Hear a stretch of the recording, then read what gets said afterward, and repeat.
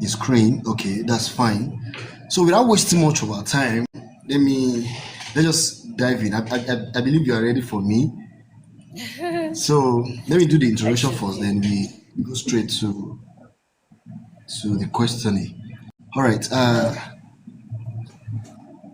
Welcome to Tech Sense with Samuel. So we're trying to have an interview here on TikTok, and after that we'll move it to YouTube. So uh, for some weeks now, I've been having an interview with professionals, people that are skillful in what they do. They are good at what they do. So, and I told you also that I'll be coming with some of my friends that are very good uh, at what they do. So, I have one here today that I would like to share with us.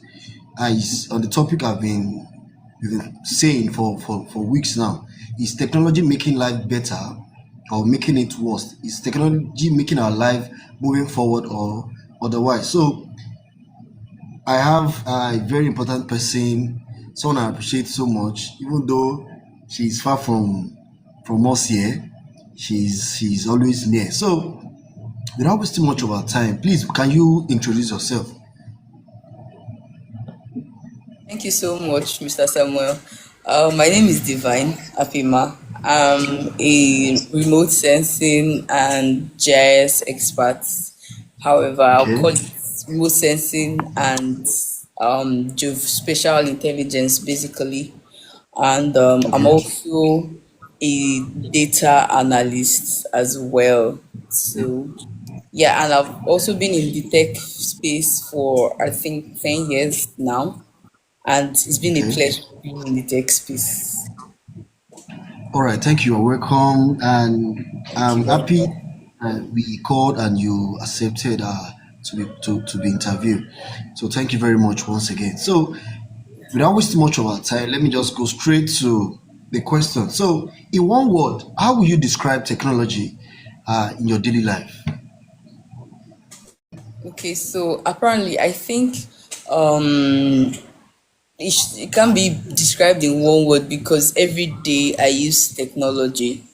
However, for me, I'll Okay. describe it as a tool or something that helps to make my life as a professional easier, faster, Okay. and also something that makes life generally easier and faster. Okay.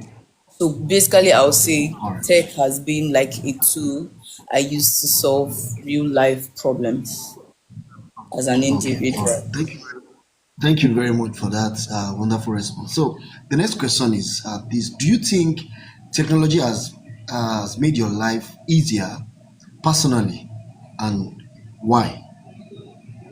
Okay, so I think that's the question that should be very important, right? Because Very it important. has made life way more easier. For instance, in communication, right? I'm not close to you, and we are having this conversation, so it means communication has become more easier, meaning that I don't Yes. have to be at that site for me to have communication with whoever I need to be in communication with.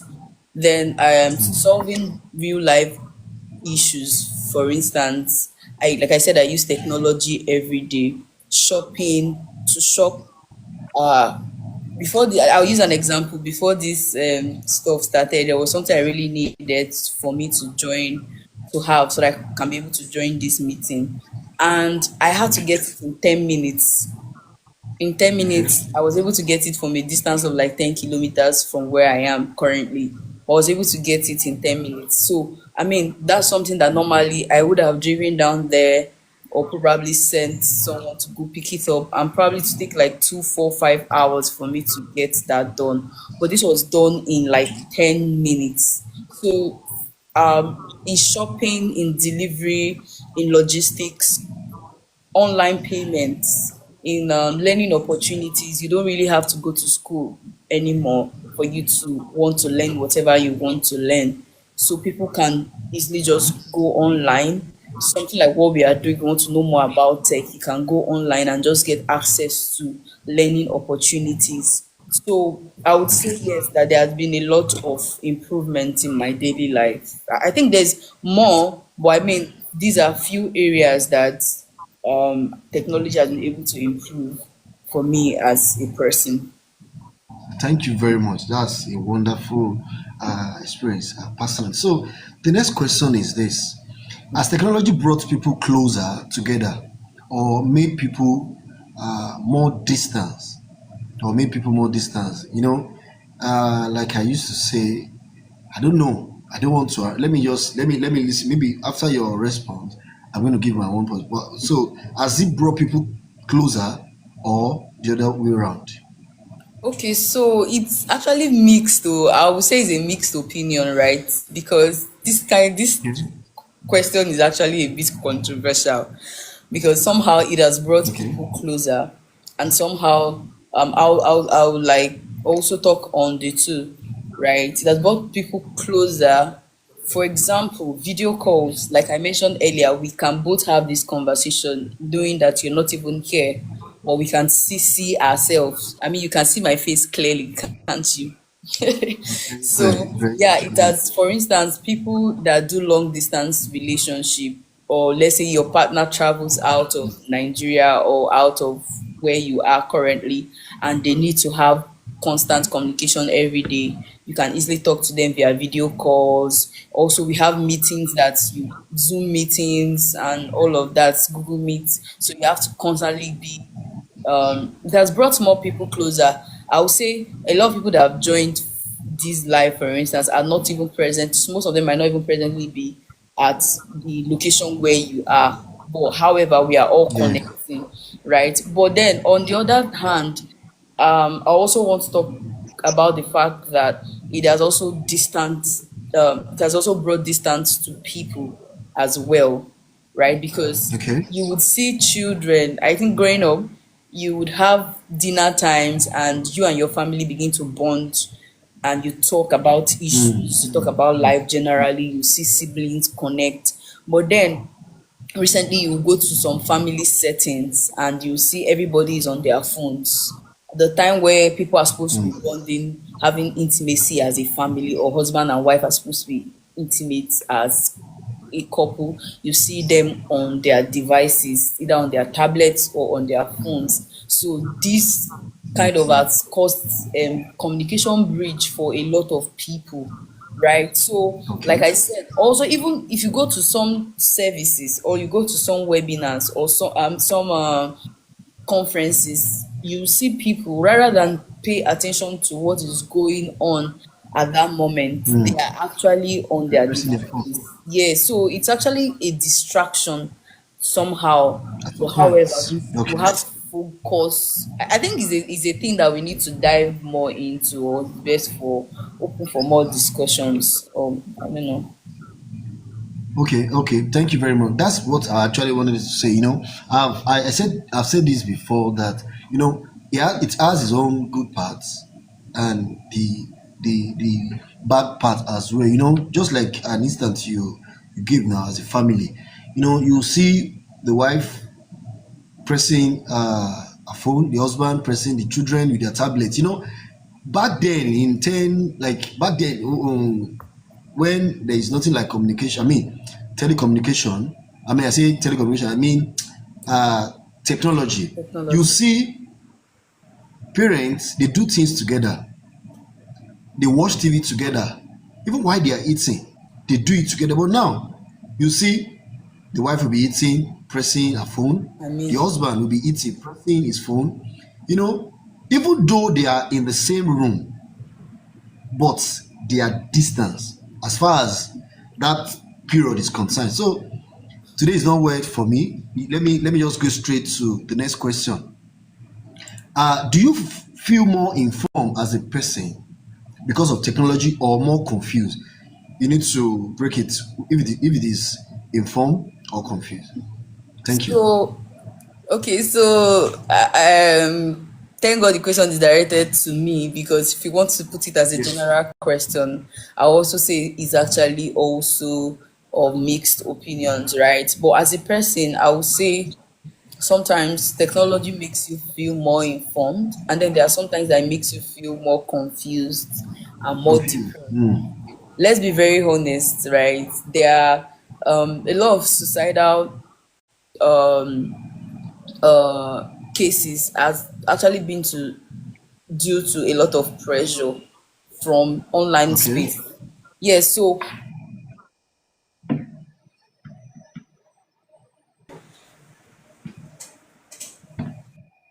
Can you hear me?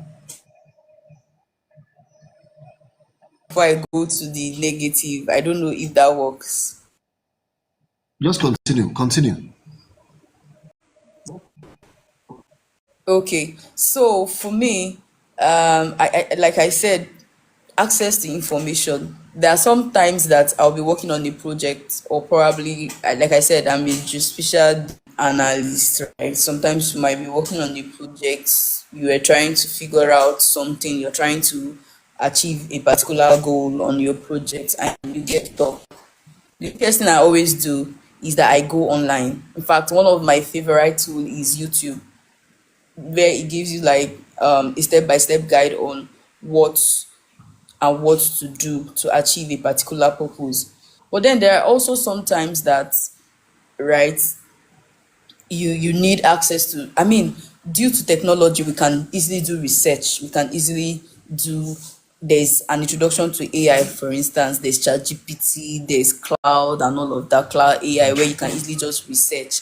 I currently registered as a publisher. This was something that a web, an online web publisher, this was something that we didn't have access to going before. Before. But now you can, if yes, before, if you want to publish any book or any article, you have to go through a whole long lot of processes. So, but with technology now, you can easily just go online and register. Maybe for some sites you might pay little token, and whereas for there are some sites that might just pay, you might not even pay anything. There are free sites that you can publish your work and still make money from it. So I would say number one, technology has given us a lot of access to information, and it has also given us access to solving real life problems easier, right? But then let's look at also the negative part. Due to technology, people have been able to see fake news. I tell people, I think I used to post it then on my socials. I'll tell people that if you follow my live online, you will not be able to meet up, because the truth is I can decide to post what I want to post whenever I want to post it, and Yeah. it might not be what is controversial news about even yourself or even people that you know, and you're like, this person is not like this. Just because people have access to their phone and their data, they will just post anything they think because they feel like they know things about you. Okay, imagine that I go for a public function, I just have an innocent hug with a close colleague, probably if I'm married, and I have an innocent hug with a close colleague, and you don't even know who that colleague is. And then the next thing, bloggers and Mm. people are sharing that information that, oh, I That's have sharing it. intimacy or something to do with this person. And then the whole thing. So if it's someone that doesn't know how to manage their emotion, it could lead people into suicide, it could lead people into a whole lot of things. You might begin to think, or with the whole trend of people wanting to have a particular shape of body, you go online and you're seeing that your body is not even close to what the world is calling, or what the public or what the social media space is calling perfect body. And then the next thing, you want to go and start doing things so that you get that, perfect. So too much information overload, it's actually not too good. So I think there should be a balance to some of these things, right? So yeah. All right. Thank you very much. But personally, I'm learning a lot, and I believe people that are joined too, they are also learning a lot from what you've been saying. So, you know, most of the people I've interviewed, some of them they give a positive, 90% positive response to this particular topic. So now, I want you to give you also you've been sharing the positive side of technology, although you mentioned some negative. So I want you to say it again. What is one negative effect of technology you have noticed in society today? Okay.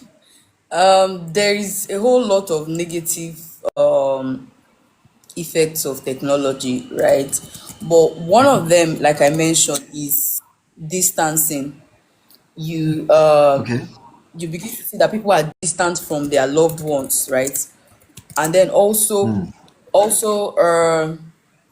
I mentioned too much information.